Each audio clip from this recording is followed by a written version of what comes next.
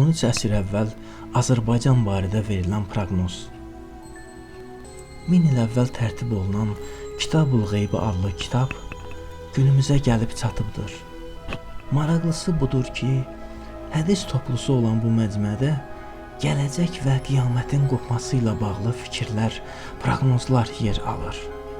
Hətta oradakı bir hədis indiki Azərbaycan adlı yer barədədir. Belə ki, 679-736-cı illərdə yaşamış İmam Baqirin oğlu İmam Sadiq deyir ki, atam mənə söylədi.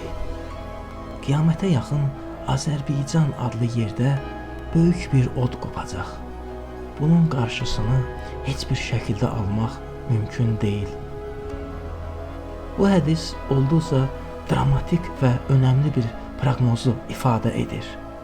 Təxminən 1300 il öncə verilmiş bu proqnozun müəllifi, hətta adi adam olsaydı belə, yenə də diqqətə dəyər idi. Lakin öngörünün müəllifi böyük bir alim, 5-ci imamdır. İmam Rıza sözünə davam edir. Atam buyurdu ki, həmin fitnə zamanı iki nahaq tərəf arasında mübarizə gedəcək ki, onların heç birinə qoşulmayın, evinizdə oturun. Hədisin sonunu danışmırıq. Özünüz axtarıb tapıb oxuyun.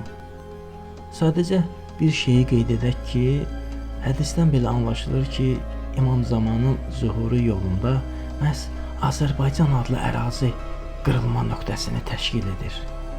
Məhz burada yaşananlar dünyanın gələcəyi üçün həlledici olacaq. Əlbəttə, proqnozun müəllifi Şiə məzhəbinin 5-ci imamı Məhəmməd Baqirdir. Lakin düşünün ki, həmin zamanlar, yəni 7-ci əsrin sonu, 8-ci əsrin əvvəli Azərbaycan Sünni Ərəb xilafətinin fəth etdiyi bir ərazi idi. Yalnız 16-cı əsrdə Şah İsmailin Səfəvi imperiyası nəticəsində İran və ətraf ərazilərlə yanaşı Azərbaycan da şiələşdirildi.